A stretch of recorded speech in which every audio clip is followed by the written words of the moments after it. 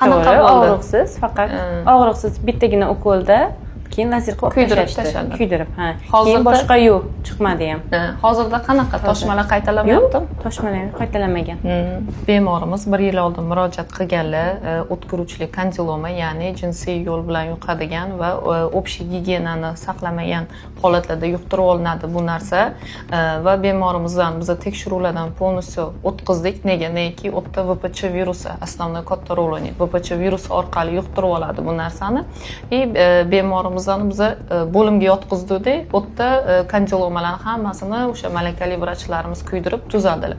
Ular endi o'zlarining sog'liqlarini qayg'urganligi sababli o'zlarini profilaktik maqsadida tekshiruvlardan o'tib yuradilar. Kandiloma bu VPC virusi chaqiradi va основном uni onkologik tiplari bor 16, 18, 31, 33 degan. Mana shu tiplari aniqlanmasa bemalol hech qanaqa xavotirlarsiz lazer yordamida olib tashlasa bo'ladi. Agarda ayollarimizda jinsiy a'zolar sohasida toshmalar, hosilalar kuzatilayotgan bo'lsa, bemalol markazimizga murojaat qilsanglar bo'ladi.